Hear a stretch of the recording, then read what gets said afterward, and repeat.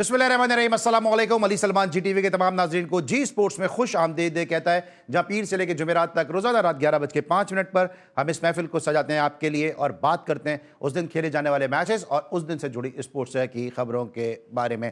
मेरी ज़िंदगी में कुछ ऐसे शोज़ आते हैं कि जब उन शोज़ को करते हुए मुझे बहुत अपने आप पर फ़ख्र महसूस होता है, क्योंकि जिन प्लेयर्स को हमने हमेशा जो है वो स्टैंड से बैठ के देखा, पाकिस्तान के लिए परफॉर्मेंसेस करते देखा, विल्स कप में खेलते देखा, जब वो हमारे साथ स्टूडियोज़ में मौजूद होते हैं, तो इस शोबे पे जिसकी मरहून मिन्नत आज मैं इस सीट पे मौजूद हूँ और इतनी अजीम शख्सियत मेरे सामने मौजूद है, तो उस शोबे को भी मैं जो है वो बहुत ज़्यादा सराहता हूँ और साथ साथ अपने आप पे भी मैं इसलिए फ़ख्र महसूस करता हूँ कि इन जैसी जो लेजेंडरी शख्सियत है वो हमारे सामने बराजमान है और हमारे शो को उन्होंने रौनक बख्शी। इनके इसके लिए हम इंतहाई मशहूर हैं। पाकिस्तान के इंतहाई चंद आला तालीम याफ्ता क्रिकेटर्स में इनका शुमार होता है और जिस तरह तादेर और रहती दुनिया तक हनीफ मोहम्मद साहब के 499 रन याद रखे जाएंगे, इस तरह इनकी फर्स्ट क्लास क्रिकेट में 999 विकेटें याद रखी जाएंगी, क्योंकि महज एक विकेट के फ़र्क से ये 1000 विकेट का जो संगे मील था वो हासिल नहीं कर सके। लेकिन पाकिस्तान के लिए जब तक खेले, पाकिस्तान के लिए इन्होंने परफॉर्मेंसेज दी हैं और आखिरी भी जो इन्होंने लिस्ट ए का मैच खेला अगेंस्ट भावलपुर नेशनल बैंक के लिए, उसमें भी इन्होंने 11 ओवर्स में इकनॉमिकल बॉलिंग कर की और अपनी टीम को बड़ी आसानी के साथ फतह दिलाने में कलीदी किरदार अदा किया। आजकल आपको पता है कि पाकिस्तान की पॉलिटिक्स में इकनॉमिस्ट का बड़ा जिक्र है और इन्होंने कराची यूनिवर्सिटी से मास्टर्स किया इकनॉमिक्स में। यही वजह है कि एक बड़ी ज़बरदस्त बैंकर भी रहे और इदारे के लिए इन्होंने वो खिदमत अंजाम दी जिसको एक नर्सरी कहा जाता है, क्योंकि बहुत सारे इदारे ऐसे हैं जिसका हम जिक्र भी करते हैं कि उन्होंने पाकिस्तान की फर्स्ट क्लास की डायनेमिक्स को तब्दील किया। इनके इदारे ने वो काम किया कि एक नर्सरी का रोल प्ले किया। जिस प्लेयर ने भी अंडर 19 में परफॉर्मेंस दी, सबसे पहले इनका इदारा नेशनल बैंक होता था कि जो उस प्लेयर को अपने इदारे में इंडक्ट करता था, उसके बाद फिर ये राइजिंग स्टार को फ्यूचर स्टार बनाकर जो है वो पाकिस्तान के लिए पेश कर देते थे। हम बड़ी अपने आप को ब्लेस फील करते हैं कि मेरे साथ मौजूद हैं आज बेंगलोर के हीरो इकबाल कासिम साहब। शो में खुशामदीद कहते हैं। अस्सलाम वालेकुम sir and welcome to the show. बहुत शुक्रिया Ali, thank you so much sir, आपने हमारे शो के लिए आज टाइम निकाला और आपसे क्रिकेट के हवाले से बहुत ज़्यादा बात भी करेंगे। एक तवील अरसे कहते इकबाल भाई हमारे साथ मौजूद हैं और यकीनी तौर पर आज इनके विजडम से हम मुस्तफ़ीज़ भी होंगे। लेकिन सबसे पहले प्रोग्राम का फॉर्मेट आज की टॉप स्टोरी। पाकिस्तान, श्रीलंका और जिम्बाब्वे के दरमियान 3 मुल्की T20 सीरीज कल से शुरू होगी। सीरीज का पहला मैच पाकिस्तान और जिम्बाब्वे के दरमियान रावलपिंडी में खेला जाएगा। कौमी टीम की हालिया कारकर्दगी हौसला अफजा है। ये सीरीज T20 वर्ल्ड कप की तैयारियों का बेहतरीन मौका फराहम करेगी। सलमान आगा, टीम नए चैलेंज के लिए तैयार है। कोशिश होगी आइंदा मैचेस में वनडे वाली गलतियां न दोहराएं। श्रीलंकन कप्तान दासन शिनाका। ट्राई नेशन सीरीज के फाइनल तक पहुंचने की पूरी कोशिश करेंगे सिकंदर रजा। हम हर चैलेंज के लिए तैयार हैं। सैफ अरीकी सीरीज में भी बेहतरीन परफॉर्म करेंगे। बाबर टीम की रीढ़ की हड्डी हैं और हमेशा टीम के लिए अहम किरदार अदा करते हैं। शाहीन शाह अफरीदी। पाकिस्तान शाहीन्स का भारत को हराना हम सब के लिए फख्र का लम्हा है। बैक टू बैक शानदार परफॉर्मेंसेस पर खिलाड़ियों, कोचेस और इंतजामिया के जज्बे पर फख्र है। Chairman PCB Mohsin Naqvi. अल्हम्दुलिल्लाह मैं बहुत ज्यादा खुश हूँ क्योंकि मैंने पाकिस्तान के लिए बेहतरीन परफॉर्म किया और मैच जीता। मुआज सदाकत। पाकिस्तान और शाम के दरमियान AFC क्वालिफायर्स 2027 का अहम मैच कल खेला जाएगा। पाकिस्तान ने तीसरे और आखिरी हॉकी मैच में बांग्लादेश को 3-10 से हरा दिया। वर्ल्ड स्क्रैबल चैंपियनशिप में वसीम खत्री ने कांसी का तमगा अपने नाम कर लिया। IBSF स्नूकर वर्ल्ड कप में असजद इकबाल ने फतूहात की हैट्रिक मुकम्मल कर ली। जी नाज़रीन, ये थी आज की टॉप स्टोरीज़ और जब मैंने प्रोग्राम की इब्तिदा की उस वक्त मैंने कहा था कि इनके डिपार्टमेंट ने जो है वो नर्सरी का रोल प्ले किया। स्नूकर की आपने हेडलाइन देखी और स्नूकर में भी जो है वो इनके डिपार्टमेंट ने मोहम्मद आसिफ, मोहम्मद सज्जाद और दीगर कई स्नूकर प्लेयर को जो है वो नेशनल बैंक के पे रोल पे शामिल किया। और पाकिस्तान के स्पोर्ट्स के हवाले से जिस तरह मैंने पहले भी कहा, इस हेडलाइन ने भी उसको प्रूव किया कि कितना इंपॉर्टेंट रोल रहा इनकी सरबराही में जब तक नेशनल बैंक ने काम किया। इकबाल भाई, सबसे पहले तो आपको एक तवील अरसे बाद हमारे शो का हिस्सा बने, एक दफ़ा फिर आपकी आमद का बहुत बहुत शुक्रिया। पाकिस्तान की इस वक्त जो क्रिकेट चल रही है, जिस ब्रांड की क्रिकेट आप लोगों ने खेली है और जिस तरह से फिर आप मुख्तलिफ हैसियतों से पाकिस्तान क्रिकेट बोर्ड से वाबस्ता रहें, सबसे पहले ज़रा उस हवाले से बताइएगा कि इस वक्त जो पाकिस्तान की क्रिकेट चल रही है, आपको लगता है कि कोई उम्मीद रखनी चाहिए, कोई बेहतरी की उम्मीद रखनी चाहिए?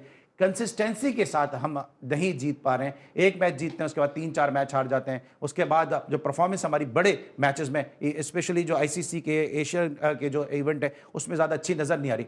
रीज़न क्या समझते हैं? देखिए अली, बात यह है कि एक तो ये जो 3 फॉर्मेट्स हैं, T20, वनडे और टेस्ट मैच, ये फॉर्मेट के लिए आपको 3 अलग-अलग टीमें बनानी पड़ती हैं। तो जो आपके पास टैलेंट है उसको आइडेंटिफाई करना, क्योंकि एकदम जो ये सीनियर लड़कों का जो इनखला हुआ, बहुत ज़्यादा तब्दीली करने की वजह से आपके पास जो गैप आ गया, वो गैप फिल इन करने के लिए आपके पास इतने आउटस्टैंडिंग प्लेयर नहीं थे, जिसकी वजह से आपको क्या, या आप T20 को संभालते थे तो वनडे रह जाता था, वनडे को संभालते थे तो टेस्ट मैच रह जाता। तो ये आहिस्ता-आहिस्ता अब बेहतरी की तरफ जा रही है चीज़ें। और मैं समझता हूँ कि अभी हालिया जो सीरीज़ हुई है, उसमें पाकिस्तान की जो कामयाबी हुई, उसमें एक बात ज़रूर सामने नज़र आई कि अब वो जो नए खिलाड़ी जो पिछले 2-3 साल पहले इंट्रोड्यूस हुए थे, ख़ास तौर पे बैटिंग ऑर्डर में 1 से लेके 5 नंबर तक, 4 नंबर तक वो सेटल हो रही है और वो अपना काम कर रही है। लेट्स होप कि वो ये कंटिन्यू करें। नीचे आपके पास एक टेल एंडर के तौर पे कह लें या ऑलराउंडर के तौर पे कह लें, जो हार्ड हिटिंग है बैट्समैन की जो गुंजाइश थी, वो भी मैं समझता हूँ हमारी काफ़ी हद तक बेहतर हो गई है। नहीं, फ़हीम अशरफ के आने के बाद, और शाहीन और ये दूसरे लड़के जो हैं वो अच्छा खुला खेलते हैं। तो अब फ़र्क सिर्फ जो है वो है थोड़ा सा मिडिल ऑर्डर में इनको ये करना है कि अपनी बैटिंग का जो स्पीड है वो बढ़ानी, रन बनाने की। और ओवर मतलब ये कि जो पहले 10 ओवर में रन्स बनने चाहिए वो पार्टनरशिप के अंदर, वो ज़्यादा से ज़्यादा हों, ताकि 10 ओवर के अंदर आप 70-80 रन बना लें, तो आने वाले प्लेयरों के लिए प्रेशर कम पड़ जाता है और फिर आप आसानी से कह सकते हैं। बॉलिंग के शोबे में डेफिनेटली हमारे पास फास्ट बॉलिंग पे हमने मुख्तलिफ कॉम्बिनेशन अडॉप्ट किए हुए हैं, और अभी तक वो हम स्ट्रगल कर रहे हैं कि हमारे नंबर 1 बॉलर कौन कौन से होंगे, क्योंकि हम एक को कंसिस्टेंसी के साथ खिलाते नहीं हैं, फिर दूसरे को रेस्ट करा देते हैं, फिर किसी वक्त कोई T20 में खेल जाता है तो कोई वनडे में खेलता है। ये थोड़ी सी अभी इसमें थोड़ी सी हिजानियत है। मैं समझता हूँ कोच और कैप्टन और जितने भी हैं ये सब मिल के दोबारा से सेलेक्टर्स इसको रिव्यू करके एक ब्लॉक बना लें, हर फॉर्मेट के लिए अलग-अलग ब्लॉक बना लें, ताकि आपको आसानी हो जाए, और फिर उसको इंटरचेंज नहीं करें। आराम से जो सब दो कॉमन हैं उनको खेलने दें, बाकी नए लोगों को अब आप मेरे ख्याल है इनको मज़ीद इन्फ्लक्स नहीं करना चाहिए और कंसंट्रेट करना चाहिए कि ये ज़्यादा से ज़्यादा आने वाले कंपटीशन के लिए तैयारी करें। अगर T20 का वर्ल्ड कप होना है तो उसकी तैयारी करें, वनडे का होना है तो वनडे की तैयारी करें, टेस्ट मैचेस होने हैं तो टेस्ट मैचेस की तैयारी करें। ठीक है। अच्छा, इकबाल भाई, आपने बैटिंग की बात की है क्योंकि आप खुद स्पिनर हैं, और जब मिडिल ऑर्डर की बात आती है तो मिडिल ऑर्डर वही अच्छा प्लेयर होता है कि जो स्पिनर्स को भी अच्छा खेलता हो, जिस तरह वो फास्ट बॉलर को खेल सकता हो। क्या आपको लगता है कि पाकिस्तान में अब मिडिल ऑर्डर में ऐसे प्लेयर हैं जो स्पिनर्स को बेहतर तरीके से टैकल कर सकते हैं? क्योंकि जब आप खेलते थे तो फिर मुश्ताक मोहम्मद, आसिफ इकबाल, इवन जावेद निदाद, सलीम मलिक, ये वो ऐसे नाम हैं जो स्पिनर्स को खेलने के हवाले से बड़े मशहूर थे। अब आपको लगता है कि अब के प्लेयर्स में वो क्लास है जिसकी वजह से मिडिल ऑर्डर हमारा स्ट्रगल करता है, स्पिनर्स आते हैं और हम फंस जाते हैं? एक मेरा ख़्याल है कि बाबर आज़म बेहतर तरीके से खेल सकते हैं स्पिनर्स को, लेकिन उसमें वो भी स्ट्रगल करते हैं लेफ्ट आर्म स्पिनर के ख़िलाफ़। बाकी जो लड़के हैं वो स्ट्रगल कर रहे होते हैं, अभी उतना फ़्लो उनको मुझे नज़र नहीं आता जैसे कि दूसरे प्लेयरों में हमारे माजी में हुए थे। सलीम मलिक में था, इंज़माम में था, ये लोग जो थे वो बड़ा अच्छा खेलते थे स्पिनर्स को। तो अभी मेरा अपना ये ख़्याल है कि T20 की बहुतात और ये लीग क्रिकेट की बहुतात, और इसकी वजह से क्या है कि खिलाड़ियों में पेशेंस कम हो गया है। वो 2-1 ओवर खेलते हैं और रन्स रुक जाते हैं तो वो हिट मार देते हैं वो, और वो उसमें फिर ये आउट होने के चांस होते हैं। तो ये बात आपकी सही है कि स्पिन बॉलिंग के ख़िलाफ़ हमारी बैटिंग जो है वो वल्नरेबल है, काफ़ी मुझे शेकी लगती है। ठीक है, इकबाल भाई के साथ गुफ्तगू का सिलसिला जारी है और अभी बाबर आजम पे बात आ गई है। तो मैं बतौर left arm spinner, legendary left arm spinner Iqbal Qasim sahab से मैं पूछूंगा कि बाबर आजम के मसाइल क्या हैं, क्योंकि हमने बारहा देखा है कि लेफ्ट आर्म स्पिनर के सामने वो स्ट्रगल करते नजर आते हैं। ये क्या कोचिंग टिप्स देंगे बाबर आजम को, क्या बाबर आजम को करना चाहिए, ये जानेंगे एक छोटे से ब्रेक के बाद।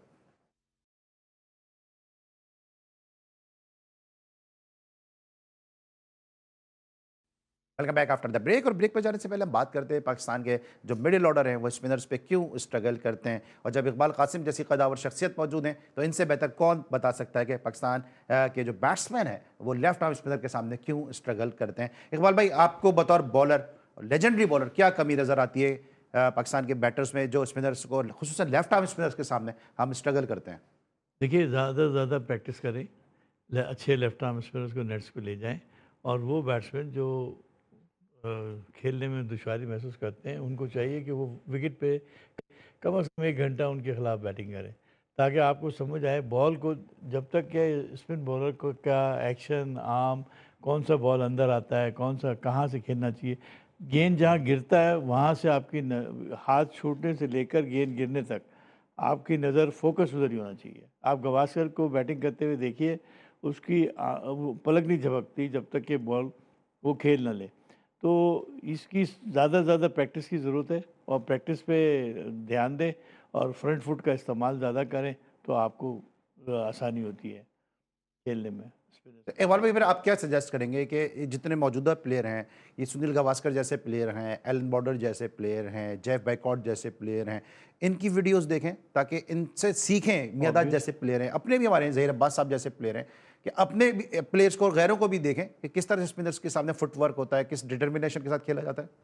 देखिए, आप जब तक के अच्छे क्रिकेटरों को खेलते हुए नहीं देखेंगे, और ख़ास तौर पे आपका कैलिबर, अगर आप दुनिया से मैच करना चाहते हैं, तो आपको ये 2 चीज़ों की, देखिए मोहम्मद यूसुफ कितना बड़ा प्लेयर था, मेरे हिसाब से अच्छी खासी उसकी स्टैंडिंग थी, मगर उसका भी प्रॉब्लम ये था कि लेफ्ट आर्म स्पिनर से वो गेंद करते तो कॉटन बॉल ज़्यादातर हो जाते थे। उसकी वजह है कि वो अगेंस्ट द स्पिन खेलने जाते थे, तो वो आउट हो जाते थे। तो इसी तरह से बाबर का भी यही है कि बड़ा प्लेयर है, अच्छी रेपुटेशन है, और शॉट्स उसके पास हैं।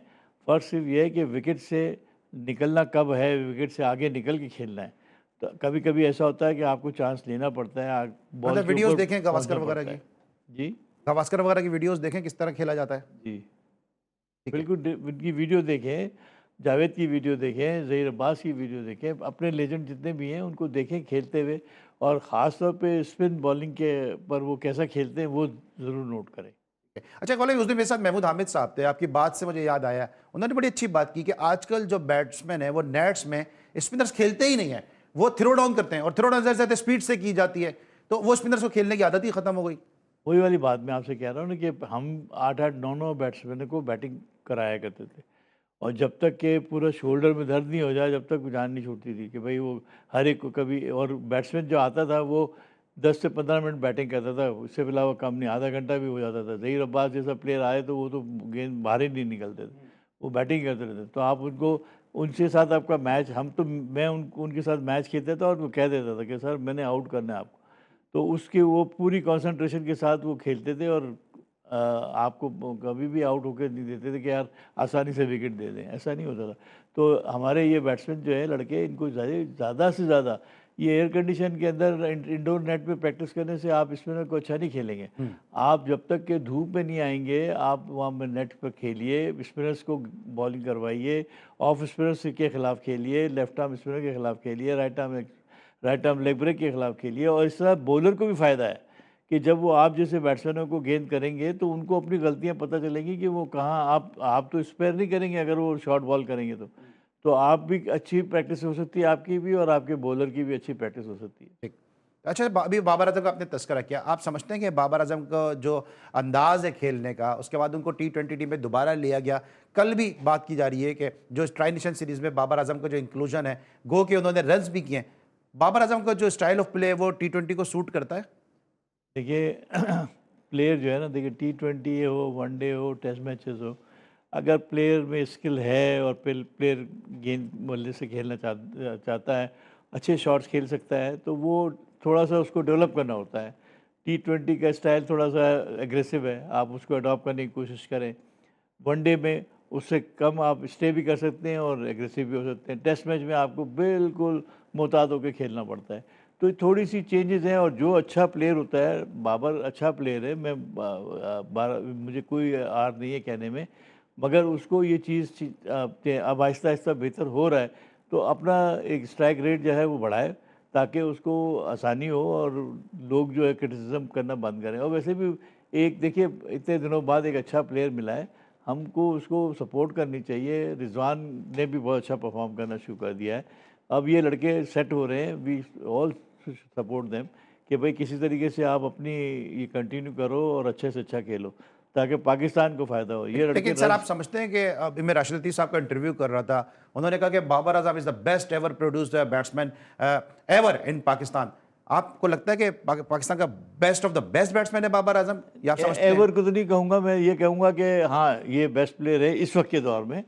इस वक्त के जो मौजूदा वक्त है उसमें ये बहुत अच्छा प्लेयर है, और इसकी कंसिस्टेंसी देखिए, पिछले अभी भी हाईएस्ट रन सर, पाकिस्तान की बात कर रहे हैं पूरी ओवरऑल दुनिया की? ओवरऑल दुनिया में भी पाकिस्तान के लिए वो बहुत अच्छा प्लेयर है। दुनिया में भी कंपेयर करेंगे तो आप उनको विराट कोहली और इनके साथ रख सकते हैं, अब प्रोवाइडेड कि कंसिस्टेंसी वो जारी रखें। अगर वो बीच में से गैप आना शुरू हो जाएगा तो फिर आप वापस ब्लो हो जाएंगे, इनसे नीचे चले जाएंगे। तो ज़रूरी है बाबर को चाहिए कि अपने नाम के लिए फुल कंसंट्रेट करके खेले। जैसे इस दफ़ा मैच में मैंने देखा, इसने बहुत मेहनत की है, मगर आप इसको कंटिन्यू करें और आने वाले दिनों में ये लोगों को अपने बल्ले से जवाब दें कि रन्स करें और लोगों को चुप कराएं।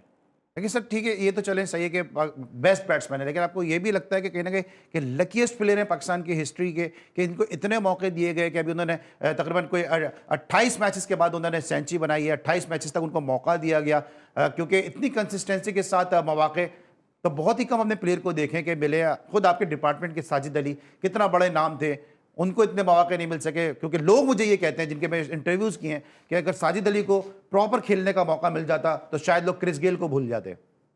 देखिए, आपको मैं बताऊं कि हर दौर के अंदर क्रिकेट के कंपटीशन होते हैं। जब साजिद अली खेल रहा था तो उसके साथ उसके कॉम्पिटिटर्स जो थे वो भी साथ थे, उनको भी देखना पड़ा। सईद अनवर हुए, ये दूसरे लड़के हुए, रमीज थे, वो शोएब हाँ मोहम्मद जी थे। हाँ, तो वो फिर उसको उस तनाजुर में देखना पड़ता है। इस वक्त बाबर के साथ जो जो दूसरे खिलाड़ी हैं वो उससे कई दर्जा नीचे हैं, उनको आप उनसे कंपेयर नहीं कर सकते। तो एक अच्छा प्लेयर आपके पास मौजूद है, वो 30-40 तो मरे गिरे भी कर रहा है, तो अब उसको कम से कम हमें आदत पड़ी हुई है इसकी शुरू की 100 50 रन देखने की, कि रन ज़्यादा करता था, सेंचुरी बनाता था। तो अब वो उसमें थोड़ा गैप आ गया है, तो होपफुली हम इस वक्त इसको सपोर्ट की ज़रूरत है, ना कि इसको हम बाहर बिठा के अननेसेसरी बाहर बिठा के आपने उसको ख़राब करने की कोशिश करनी है। तो आप ना करें। ये प्लेयर अच्छा है और ये पाकिस्तान के लिए बेहतरीन प्लेयर है। रिजवान हुआ, ये प्लेयर अभी बड़ी मुश्किल से बने, तो आप उनको क्यों ज़ाया करते हैं? ठीक है सर, सलमान आगा को कैसा रेट करते हैं? उनकी कैप्टनसी पे भी बात हो रही है, कहा जा रहा है वो T20 के प्लेयर नहीं है, आपने उनको बड़े करीब से देखा भी होगा। किस सलमान तरह आगा देखते की हैं? बात जी करें, जी। सलमान आगा जो है वो आपका अच्छा प्लेयर बन सकता है और बन रहा है। बीच में इनको T20 का कप्तान बना के बिलावजे में उसके ऊपर प्रेशर डलवा दिया, और उसकी जो बैटिंग थी वो उसकी तवज्जो ज़्यादा कप्तानी पे चली गई, बैटिंग पे छोड़ दी, वो बॉलिंग भी छोड़ दी उसने।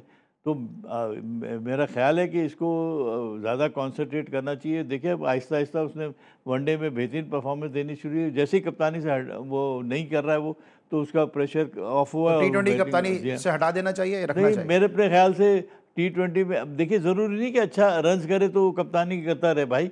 वो हमें आगा जो है बैटिंग करते हुए चाहिए, बॉलिंग करते हुए चाहिए, हम भी परफॉर्म करते हुए चाहिए हमको। और हमारे को उसकी कप्तानी से कोई लेना देना नहीं है यार। कप्तानी तो ये कोई माँ के पेट से थोड़ी सीख के आए हुए हैं, ये सब के सब आपने ट्रायल एंड एरर पे बनाए हुए हैं। कभी आप शाहीन को बना देते हैं, कभी किसी को बना देते हैं, तो अभी तक तो ये डिसाइड हो ही नहीं पा रहा। तो अगर आप आगा को चाहते हैं कि आगा पाकिस्तान के लिए 5वें नंबर पे बेहतरीन इंतखाब बन जाए, तो उसको कप्तानी का प्रेशर से ऑफ करें, उसको पूरा फुल यूटिलाइज़ करें बैटिंग और बॉलिंग में। ठीक है, बिल्कुल बैटिंग और बॉलिंग यूटिलाइज करें। और इकबाल भाई साहब मौजूदा क्रिकेट की बात कर रहे हैं, थोड़ा सा जरा फ्लैश बैक में भी जाएं। ब्रेक के बाद है कि जब बेंगलोर में इन्होंने और तौसीफ अहमद साहब ने पाकिस्तान को एक ऐसा टेस्ट मैच जिताया कि जो पिच ही तैयार की गई थी भारत को जिताने के लिए, और वहां पे इन्होंने सब्ज लाली परचम बुलंद किया। उस वक्त क्या सूरत हाल थी और साथ साथ भारत अब जो स्पोर्ट्स में कर रहा है, इस हवाले से इकबाल कासिम साहब, पाकिस्तान का legendary left arm leg spinner का क्या वर्डिक्ट है, इसको हम जानेंगे। साथ साथ कल से ट्राई नेशन सीरीज का आगाज हो रहा है, पाकिस्तान वर्सेस जिम्बाब्वे, उसको भी डिस्कस करेंगे। फुटबॉल के मामला को भी डिस्कस करेंगे, जहां पाकिस्तान शाम के साथ अपना कल मैच खेल रहा है। मिलते हैं एक छोटे से ब्रेक के बाद।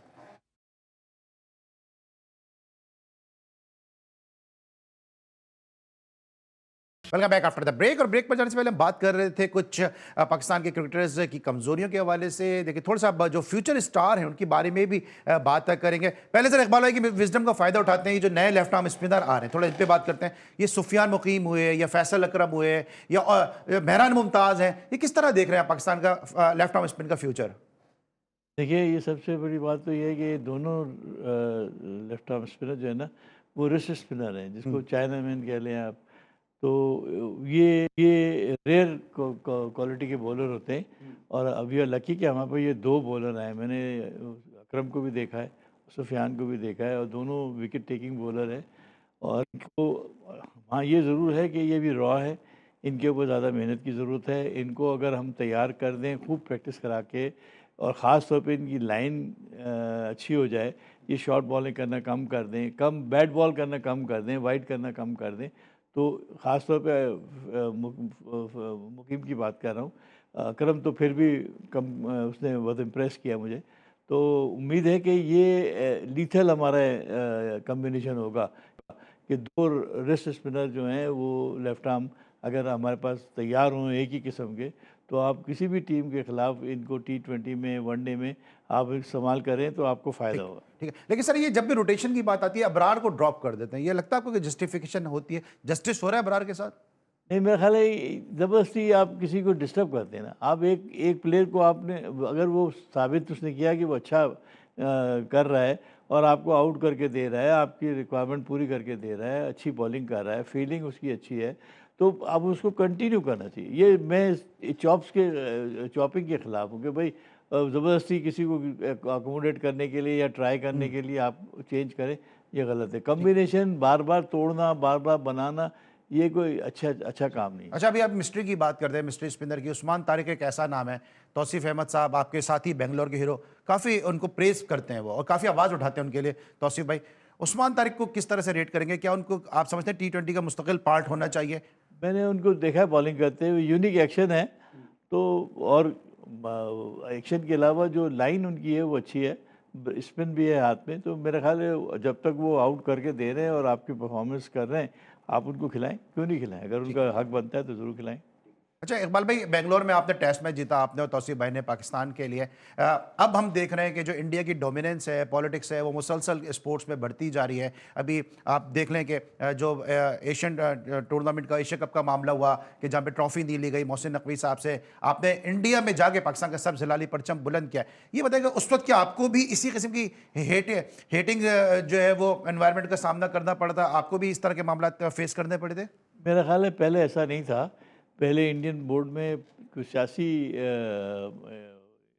दाखिलत नहीं थी, मगर अब क्योंकि अमित शाह साहब के साहबजादे हैं जो प्रेसिडेंट हैं ICC के इस वक्त, वो पहले BCCI में भी थे, तो वो पॉलिसी उनकी चली आ रही है, वो इंटरफेरेंस उनका बढ़ रहा है सियासत में। तो जिसकी वजह से आपको हर चीज़ जो है वो हुकूमती फ़ैसले जो हैं वो उस पर नज़र आ रहे हैं।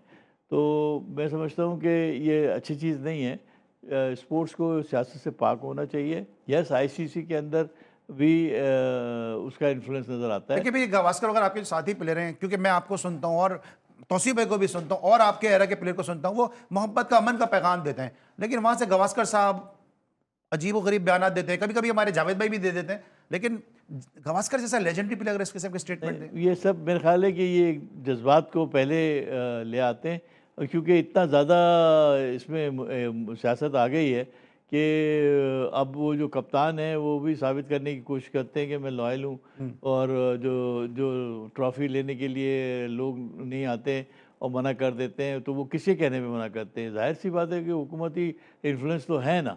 तो ये क्रिकेट तो हमारा ये बड़ा अमन का, बड़ा मोहब्बत का पैगाम ये होता है। जो कुछ भी किया एशिया कप की फाइनल की इख्तितामी तकरीब में मोहसिन नकवी साहब ने, इस स्टांस को आप किस तरह देखते हैं कि अगर इंडिया ने ट्रॉफी उनके हाथ से नहीं ली, बहुत गलत किया, मोहसिन नकवी साहब ने जो किया उसको किस तरह देखते हैं कि अगर मुझसे देखिए, नहीं लेंगे तो मिलेगी नहीं? मैं ये कह रहा हूँ कि मोहसिन नकवी साहब ने तो मजबूरन ये काम उठाया ना। देखिए क्या आईसीसी के प्रेसिडेंट के साथ अगर ऐसा हो तो वो क्या करते, मुझे बताइए? वो टीमों को या तो बैन कर देते या फाइन लगा देते या करते। तो यहाँ तो कोई सुनाई देने वाला था नहीं, तो एक्शन वही होना चाहिए था कि उन्होंने लेने से इनकार कर दिया, आपने देने से इनकार कर दिया, बात खत्म हो गई। लेकिन स्टांस किस तरह देख रहे हैं कि उन्होंने कहा, वो भी डट गए अपनी जगह कि नहीं लेंगे तो मैं भी जाने नहीं दूंगा ट्रॉफी? अगर अगर अगर वो गलत होते तो अभी तक तो तूफान मच चुका होता। सही सही। अभी जो राइजिंग एशिया कप हो रहा है, इसमें भी अगर इंडिया फाइनल में पहुंचता है और जीत जाता है, क्योंकि क्रिकेट जीत सकते हैं, और जीत जाता है, तो अभी भी आपको लगता है मसला उठेगा और फिर मोहसिन नकवी साहब पहुंचेंगे वहां पे? मेरा ख्याल है ऐसा नहीं होगा। हो गया वो जज्बात में जो भी कुछ हुआ, वो उसको भी, वो मुझे यकीन है कि इंडियन भी रिग्रेट करते होंगे कि ये हम दुनिया को क्या पैगाम दे रहे हैं। ये कोई अच्छा पैगाम तो नहीं है। फील्ड के अंदर आप स्पोर्ट्स में आप जब मैच खेल लिए, आपने जब आपस में मैच खेल लिया, अब विनिंग ट्रॉफी और विनिंग ना लेने से क्या आप झंडा गाड़ देंगे? कोई फतवा थोड़ी हो रही, जंग थोड़ी हो रही, जो आपने न लिया तो कोई फतेह हो गई। ऐसा नहीं है, अच्छी चीज़ नहीं है। ये स्पोर्ट्स से अलहदा होना चाहिए और सारे लेजेंड क्रिकेटर्स जो हैं वो सब इस बात के ख्वाह हैं कि क्रिकेट जो है वो अच्छी होनी चाहिए। लोगों को, लोग इंटरटेन करने के लिए आते हैं, देखने आते हैं। अब वो क्या तासुर लेके जाएंगे हम, और बजाय अमन के मैसेज देने के हम और लेकिन वो ये बड़ा चीटिंग जो है इंडिया की तरफ से, ये आपको नहीं लगता माजी में भी होती थी? मुझे याद है आप उस टूर का हिस्सा थे जब आसिफ इकबाल साहब ने कहा था कि मुझे 2 इंडिया के अंपायर दे दो, मैं हर टेस्ट मैच जीत के दिखा दूंगा। फिर जिस तरह आपका कैच लिया रिजवानुज्जमान ने, अनबिलीवेबल कैच लिया गावस्कर साहब का, वो आउट नहीं दिया गया, कुछ यादें कैसी, जरा शेयर कीजिएगा प्लीज। देखिए बात यह है कि ये तो सबको, जब तक न्यूट्रल एम्पायर नहीं थे तो वो तो हर कंट्री का हक था कि एम्पायर अपने रखें। अब एम्पायर आज तक मशहूर अंपायर पंजाबी जिन्होंने उस सीरीज में उदम मचा दिया। हमारे यहाँ भी पाकिस्तान में जो एम्पायर लगते थे, वो उनके जो डिसीजन थे वो दूसरी टीमों को पसंद नहीं आते थे। इस तरह हमारे भी नहीं आते। क्रिकेट का हिस्सा है वो तो।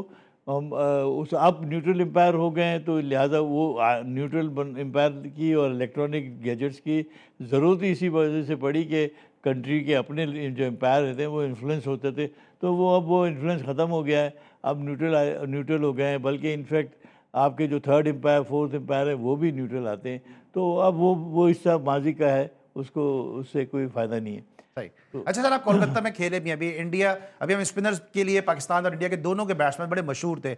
हम देख रहे हैं, चलो पाकिस्तान तो ठीक है नहीं कर पा रहा, आपने उसके रीजन भी बता दिए, लेकिन अभी 3 दिन में टेस्ट मैच खत्म हुआ साउथ अफ्रीका का, और कोलकाता के पिच पे स्पिनर्स को नहीं हैंडल कर सकी इंडियन टीम। देखिए इंडिया ने ये देखिए सोचने की बात है, तो इसका मतलब है कि इंडियन जो है उनका ज़्यादा तवज्जो प्रिपरेशन जो है फास्ट बॉलिंग के ऊपर हुई है, और वो जो ट्रेडिशनल इनका रोल था स्पिन बॉलिंग के लिए विकेटें बनाना या उसको खेलना उसमें डेफिनेटली कमी आई है। तो अब उनको भी स्ट्रगल करना पड़ रहा है। वो कहाँ तो मतलब बेताज स्पिनर पैदा हुए, बेदी जैसे, प्रसन्ना जैसे, तो अब वो जो है उनको खेलना बड़ी मुश्किल हो रही है। ठीक ठीक है। ऐसा सर मेरे पास 10 से 20 सेकंड है, क्विकली 2 सवाल हैं। श्रीलंका के इस जेस्चर को आप किस तरह देखते हैं? क्योंकि मुझे याद है बंदोला वर्नापुरा की जब टीम आई थी, राइड आइस थे, उसमें दिलीप मेंडिस थे, राणा तुंगा थे, रंजन मधुगाले थे, उस वक्त आप उस टीम का पाकिस्तान की तरफ से हिस्सा थे, उनके खिलाफ खेले। श्रीलंकन पाकिस्तान क्रिकेट रवाबित और दोस्ती को किस तरह देखते हैं जो उन्होंने जेस्चर शो किया है? देखिए पाकिस्तान ने भी श्रीलंका के लिए ऐसे वक्तों में बहुत बड़ी कुर्बानियाँ दी हैं जब वहाँ पे बॉम्बिंग होती थी, वहाँ कोई खेत जाने को तैयार नहीं था। पाकिस्तान ने हमेशा श्रीलंका को सपोर्ट किया, उन्होंने भी दोस्ती का हक अदा किया, और ये मुश्किल हालात के बावजूद वो नहीं छोड़ के गए और खेले, उसमें बोर्ड को भी क्रेडिट जाता है और श्रीलंका को भी क्रेडिट जाता है। ठीक है सर, अभी विराट और रोहित शर्मा के लिए भी कहा है कि उनको डोमेस्टिक खेलनी होगी अगर 2027 का वर्ल्ड कप खेलना है। आप डोमेस्टिक के बड़े हामी रहे हैं आप? क्या चीज़? कि विराट और रोहित को जो है डोमेस्टिक क्रिकेट खेलना होगी अगर उनको 2027 का वर्ल्ड कप खेलना है, ये बीसीसीआई ने अपना आदेश दे दिया है। भाई अगर उनकी पॉलिसी है कि हर प्लेयर जो है वो डोमेस्टिक खेलेगा और फिर टीम के लिए क्वालिफाई करेगा, तो वो सबके लिए है ना। विराट कोहली के लिए क्यों नहीं अकेला है?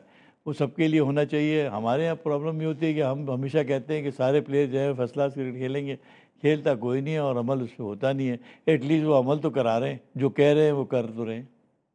ठीक है sir, thank you so much. Legendary left arm spinner Iqbal Qasim sahab हमारे साथ आज के शो में मौजूद थे, लेकिन आपके इल्म में क्रिकेट के अलावा दीगर खेलों को भी अपने शो का हिस्सा बनाते हैं। कल पाकिस्तान और सीरिया के दरमियान मैच है, रावलपिंडी में खेला जाएगा और इस हवाले से जो है वो पाकिस्तान के प्लेयर्स ने हमारे नुमाइंदे खुसूसी स्पेशल करस्पॉन्डेंट मुश्तबा हसन से बात है की है, क्या गुफ्तगू की है, आइए सुनते हैं। AFC क्वालिफिकेशन सिनेरियो के लिहाज से पाकिस्तान का एक अहम मैच सीरिया के खिलाफ खेलेगा। दिन 2 बजे ये मैच खेला जाएगा और पाकिस्तान और सीरिया की दोनों टीमों के जो खिलाड़ी उन्होंने आज भरपूर ट्रेनिंग सेशन की।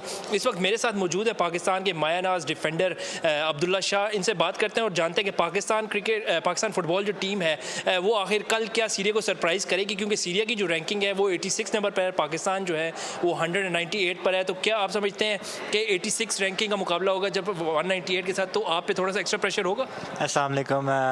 बिल्कुल, जैसे आपको पता है फुटबॉल में हमेशा कॉम्पिटिटिव मैचेस होते हैं। सीरिया जैसे कि सबको पता है कि वो एक बहुत बड़ी टीम है और हमारे लिए बहुत अच्छी लर्निंग है, बट हमारी अल्हम्दुलिल्लाह प्रिपरेशन बहुत अच्छी हुई है और इंशाल्लाह होपफुली हम उन्हें काफ़ी टफ टाइम देंगे इंशाल्लाह। अच्छा, आप देख सकते हैं पाकिस्तान फुटबॉल की अगर हम थोड़ी सी बात करते हैं तो डोमेस्टिक स्ट्रक्चर जो हमारा वो इतना कोई मजबूत नहीं है जैसे हमारा क्रिकेट का होता था या एक वक्त में हॉकी का होता था। आज ना हॉकी हमारा किसी प्लेटफॉर्म पर है, ना फुटबॉल का कोई ऐसा जगह है कि हम कह सकें हमारी फुटबॉल ऑन द राइज है।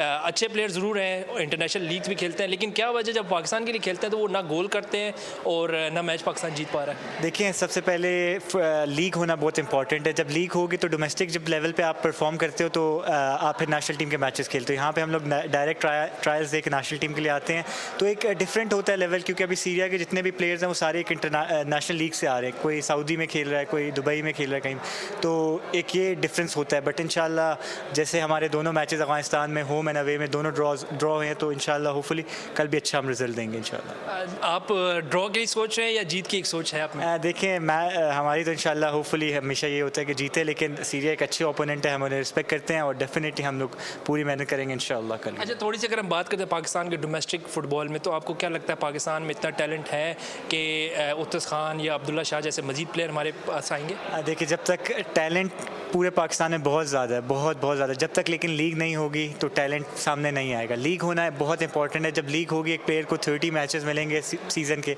तो डेफिनेटली सामने टैलेंट आ जाएगा। अच्छा, लीग की अगर हम बात करते हैं तो लीग जैसे हम PSL की पाकिस्तान क्रिकेट जो स्पोर्ट्स है उसमें देखा जाए तो international players plus foreign players और इस तरह पाकिस्तान के लोकल प्लेयर्स खेलते हैं। तो आप क्या इस तरह की लीग एक्सपेक्ट कर रहे हैं फुटबॉल को कि ऐसे प्लेयर हैं कि डोमेस्टिक लीग होनी चाहिए या ऐसे जिसमें इंटरनेशनल और फॉरेन प्लेयर्स भी हों? देखिए, लीग अभी हमें एट द मोमेंट पिछले 4-5 साल से लीग नहीं हो रही, तो हम लोग तो अभी यही कह रहे हैं कोई भी लीग हो जाए, वो PSL टाइप हो या डोमेस्टिक टाइप हो, we need a league right now, हमें चाहिए लीग।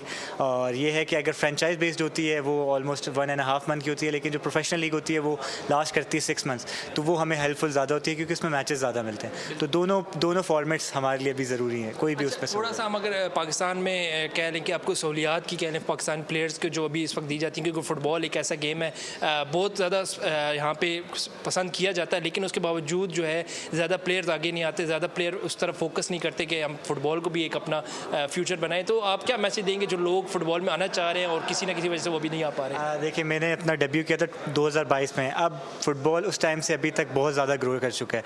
पहले लोग फुटबॉल में कैरियर नहीं बनाते थे, अब अल्हम्दुलिल्लाह फुटबॉल में कैरियर बनाया जा सकता है। आप जितने भी हमारे पिछले मैचेस देखे, ऑलमोस्ट कोई किसी में 15-20 हज़ार क्राउड आ रहा है, तो फुटबॉल में लोगों का दिल लग चुका है। तो ये है कि इंशाल्लाह आने वाली जितनी भी जनरेशन है उनके लिए यही है कि अब फुटबॉल में है। अच्छा, क्राउड की आपने बात की, तो कल क्या एक्सपेक्ट करें? हमेशा की तरह आपको हमेशा से यहाँ पे बड़ी अच्छी सपोर्ट मिलती है पाकिस्तान में, इस्लामाबाद में खास तरह, तो बड़ा एक अच्छा मैसिव क्राउड आता है, तो कल आप क्या एक्सपेक्ट कर रहे हैं कि पाकिस्तान टीम को एक मतलब फिर सपोर्ट हासिल होगी? बिल्कुल। देखें, जैसे आपको पता है कल वर्किंग डे है, ट्यूसडे का दिन लोग ऑफिस भी जाते हैं और 2 बजे मैच है दिन में। अगर तो ये रात में मैच होता तो ऑलमोस्ट मेरा यही था कि 25 से 30 हज़ार क्राउड होगा, बट इंशाल्लाह होपफुली कल भी 15 से 20 हज़ार होपफुली हमें सपोर्ट करने आएगा क्राउड इंशाल्लाह। क्या कहते हैं, जितना पाकिस्तान को सपोर्ट किया है इसी तरह सीरिया को भी सपोर्ट हासिल होगी कल, या पाकिस्तान, क्योंकि पाकिस्तान में मैच है तो पाकिस्तान को भी सपोर्ट होगी? देखिए, होम क्राउड का एडवांटेज तो होता है, लेकिन अगर सीरिया अच्छा फुटबॉल खेलती है डेफिनेटली क्राउड उनको भी सपोर्ट करता है, और मेरे ख्याल से काफ़ी अरबी तो है पाकिस्तान में, तो वो डेफिनेटली सीरिया को सपोर्ट करने आएंगे एज ए अरेबियन नेशन।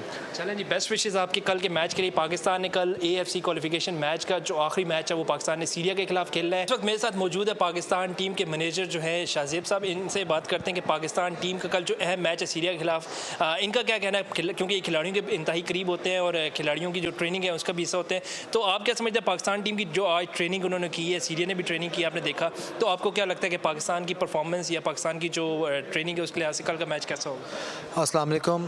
पहले तो ये बात है कि हमारा जो आखिरी मैच था अफ़गानिस्तान के साथ, उस मैच में हम लोगों ने ये प्रूव किया है कि हमारे अंदर कितना टैलेंट है। एंड आई थिंक एक नए कोच आए, एक नया सिस्टम आया, तो हमने इतनी अच्छी पॉजिटिव फुटबॉल बड़े अरसे में नहीं खेली। तो अब हमें बहुत उम्मीद है, ऑल्दो सीरिया एक बहुत अच्छी साइड है, लेकिन इतना अच्छा एनवायरनमेंट रहा है, हमारी इतनी अच्छी बॉन्डिंग हो गई है। मतलब एज मैनेजर मैं देख रहा हूँ हमारे लोकल प्लेयर्स हैं, डायस्पोरा प्लेयर्स हैं, सारे सीनियर आए हुए हैं। मतलब अब्दुल्ला भाई हैं, एतजाज़ भाई हैं, ओतिस है, रईस है, कलीमुल्ला है, बाकी हमारे जूनियर प्लेयर्स मोहेब, अब्दुल्ला, शाह आलमगीर। तो बहुत ही एक अच्छा मिक्स है, हम बहुत पॉजिटिव हैं। हमारे प्रेसिडेंट साहब भी आ जाए तो उन्होंने भी देख के बोला कि यार इस बार एक अलग फील आ रही है, तो हम बहुत पॉजिटिव हैं, हमारी तैयारियाँ बहुत अच्छी हैं, हमारा कोच आउटस्टैंडिंग है। एंड आई थिंक हम लोग पाकिस्तान को बिल्कुल प्राउड करेंगे। देखिए बिल्कुल आपने बात की टीम की जीत की, लेकिन 86 नंबर रैंक सीरिया और पाकिस्तान 198, तो अपसेट कल एक्सपेक्ट करें हम? बिल्कुल सर, देखें रैंकिंग और ये जो रिकॉर्ड होती है तो बनते ही टूटने के लिए, तो हिस्ट्री बनाने का मज़ा अलग है। एंड हम लोग बहुत ज़्यादा मोटिवेटेड, आप देखेंगे कल हम लोग डर के फुटबॉल नहीं खेलेंगे, हम बड़ा खुल के फुटबॉल खेलेंगे। अच्छा बिल्कुल, हमने देखा पाकिस्तान टीम जो पीछे कभी मैचेस जो खेलते तो वो शॉर्ट पासिस बड़ा फुकदार नजर था, ज़्यादा लॉन्ग पासिस पे इन्हिसार करती थी। तो क्या पाकिस्तान ने ऐसी कोई ट्रेनिंग की है इस दफ़ा कि शॉर्ट पासिस को भी, क्योंकि बेसिक जो फुटबॉल है वो आपने देखो कि जो भी यूरोपियन टीम है, जो अच्छी टीम है, वो शॉर्ट पासिस के थ्रू गेंद को आगे लेके। देखिए अगर आप ये देखेंगे ना तो पहले वाले कोच की फिलॉसफी लॉन्ग बॉल पे थी, वो डिफेंसिव था। हमने पिछले मैच में अटैकिंग फुटबॉल खेली है। अगर हम वो जो पेनल्टी वाला प्ले देखेंगे जो हमें पेनल्टी मिली थी पिछले मैच में, उसमें हमने 18 पास किए थे। तो आई थिंक एतजाज़ भाई का बहुत बड़ा रोल है, वो हमारी मिडफील्ड में आके एक स्टेबिलिटी ले आए हैं, काम गेम खेलते हैं, वो लिंकअप करते हैं प्लेयर्स को। पिछले मैच में रईस नहीं था, अनफॉर्चुनेटली आज रईस भी वापस आ गया, तो मिडफील्ड में हमारे पास माशाल्लाह एक अच्छा वो है। तो अब हम खेलते अच्छी फुटबॉल है, हमें एक दूसरे पे भरोसा है। पहले भरोसा नहीं होता था तो जी तो 3-4 प्लेयर लगता था वीक है, अब हमारी पूरे एक यूनिट के अंदर यूनिटी है और हमारे अंदर एक बहुत एक अच्छी अप्रोच है कि हम लोग भरोसा करेंगे एंड हम पॉजिटिव फुटबॉल की तरफ जाएंगे। देखिए बिल्कुल, जब ये जितने भी बड़े नाम हैं जैसे उस्ताद खान का नाम है, तो आप क्या समझते हैं इतने बड़े प्लेयर्स फिर ये लीग्स खेलते हैं डिफरेंट कंट्रीज़ में जाकर, तो इस लीग का फ़ायदा पाकिस्तान को किस हद तक है? क्योंकि पाकिस्तान में तो उस तरह का फुटबॉल नहीं खेला जा रहा, ना उस तरह का कोई मैचेस मिलता है पाकिस्तान को, तो ये प्लेयर्स जो है इंटरनेशनल लेवल पर जब लीग्स जाके खेलते हैं तो कितना फ़ायदा पाकिस्तान के लिए? देखिए डेफिनेटली जब आपके मुल्क में फुटबॉल ही ना हो, लोकल प्लेयर्स का उस तरह का इंफ्रास्ट्रक्चर नहीं है, लीग्स नहीं है, तो इस तरह के होते जैसे अब्दुल्ला इकबाल जैसे प्लेयर जब आते हैं तो बहुत हमें एडवांटेज मिलता है, क्योंकि एक वो आते हैं, वो एक रिस्पॉन्सिबिलिटी पिकअप करते हैं एंड देन वो पूरी टीम का बर्डन अपने ऊपर उठाते हैं। तो डेफिनेटली इंशाल्लाह in the next few years हमें लग रहा है कि हम अपनी लीग्स भी स्टार्ट करेंगे। जब तक नहीं है तब तक तो ज़ाहिर हम डिपेंड कर रहे हैं कि हमारे बाहर से प्लेयर आके हमारे मुल्क को सपोर्ट करें। हमारे साथ मौजूद है इस वक्त पाकिस्तान के एक्स कैप्टन फुटबॉल टीम के कलीमुल्ला। इनसे बात करते हैं कि पाकिस्तान की तरफ से इन्होंने, क्योंकि ये स्ट्राइकर भी हैं और इन्होंने 5 गोल कर रखे हैं 20 मैचेस में अब तक, इनसे जानते हैं कि कल पाकिस्तान की स्ट्रेटजी क्या होगी, क्योंकि पाकिस्तान में हमने देखा कि जब भी किसी टीम के साथ खेलता है तो गोल करने की जो औसत है वो काफ़ी कम है। तो क्या इस बार नए कोच और नए कप्तान के साथ नई स्ट्रेटजी के साथ आएंगे आप? लाज़मी बात है, कोच एक बड़ा एक्सपीरियंस रखने वाले कोच हैं। उसने काफ़ी प्रीमियर लीग में मैचेस खेले हुए हैं और डिफरेंट लीगों के साथ इसने कोचिंग भी की है। तो मेरे ख्याल से कल हमारे लिए एक इम्तिहान का दिन है, क्योंकि लाज़मी बात है एक स्ट्रॉन्ग टीम हमारे सामने है जिसकी रैंकिंग 86 है और हमारे 200 पे हैं। तो लाज़मी बात है एक कोच की तरफ से भी उसको एक्सपोजर मिलेगा कि इतना स्ट्रॉन्ग टीम आ रही है। और दूसरा, हमारे पास टीम में भी अभी recently last matches Afghanistan against खेले हुए हम, तो हमारे पास भी जो डिस्पोरा प्लेयर्स हैं, लोकल प्लेयर्स हैं, क्योंकि कम्बिनेशन आपस में बहुत अच्छी मिल रही है। उम्मीद है कि अगले मैचेस में, ये फर्स्ट टाइम है कि पाकिस्तान टीम ने 8 मैचेस के बाद जो है उन लोगों ने मैच ड्रॉ खेले और स्कोर भी किया हुआ है। तो मेरे ख्याल से अब टीम में थोड़े पॉजिटिव चेंजेस आए हैं कि स्कोर भी कर रहे हैं, चीज़ें भी कर रहे हैं। तो कल उम्मीद है कि टीम एक अच्छी मयार का फुटबॉल खेलेंगे, तो उम्मीद है कि हम कल का मैच ज़रूर जीतेंगे। जी बिल्कुल जीतेंगे। इसके अलावा अगर हम बात करते हैं पाकिस्तान फैंस की, क्योंकि फ़ुटबॉल का एक ऐसा जोश है पाकिस्तानी खिलाड़ियों में, पाकिस्तान अवाम में, कल पहले भी आपने देखा पाकिस्तान बड़े अच्छे इस्लामाबाद में क्राउड था, तो कल क्राउड के वाले से कोई खास मैसेज देंगे? क्राउड को आना चाहिए क्योंकि कल पाकिस्तान का क्रिकेट टीम का मैच भी है, लेकिन फ़ुटबॉल एक ऐसी गेम है जिसमें उस तरह शौक तो रखते हैं लेकिन क्रिकेट को हमेशा फोकियत दी जाती है, तो क्या मैसेज देंगे कल फैंस के लिए? मेरे ख्याल से पाकिस्तान फ़ुटबॉल के जितने भी फैंस हैं, स्पेशली इस्लामाबाद के लोग, इस लोगों ने पूरे पाकिस्तान को एक बेहतरीन पॉजिटिव मैसेज दिया हुआ है कि इस्लामाबाद जैसे शहर में दिन के 2 बजे मैचेस भी हो रहे हैं, स्कूल के टाइमिंग पे हो रहे हैं, ट्रैफिक का इशू है, लेकिन उसके बावजूद अगर क्राउड 10,000 15,000 क्राउड्स आ रहे हैं तो मेरे ख्याल से हमारे उस फैंस के लिए मैं स्पेशली उसको थैंकफुल कहना चाहता हूँ कि इतने मुश्किल हालात में और दिन के 2 बजे कुछ लोग बिज़नेस के हालात से, कुछ स्कूल की वजह से, बहुत से लोग फिर भी 2 बजे आ जाते हैं मैच देखने के लिए, हमें सपोर्ट करने के लिए। मैं समझता हूँ कि उनके कल आने से हमें हमारी टीम पे बड़ा फ़र्क पड़ेगा, क्योंकि हमें होम ग्राउंड का बड़ा एडवांटेज है, तो इसलिए अगर क्राउड आते हैं तो उसमें हमारी टीम पे बड़ा फ़र्क पड़ेगा।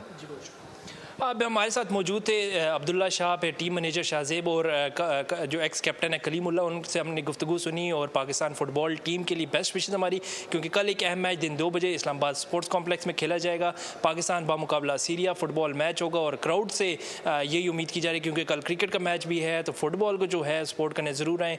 Thank you so much Mushtaba, हमें अपडेट कर रहे थे इस हवाले से। आज हमारे साथ इकबाल कासिम साहब शो का हिस्सा थे। हम एक दफ़ा फिर इनके इंतहाई मशकूर हैं कि आज के शो को इन्होंने अपनी मौजूदगी से रौनक बख्शी। इंशाल्लाह आइंदा भी इनकी मोहब्बत शफ़क़त हमारे साथ शामिल रहेगी। आज के लिए बस इतना ही। अली सलमान को कल तक के लिए इजाज़त दीजिए। अपना बहुत ख्याल रखिए। अल्लाह हाफ़िज़।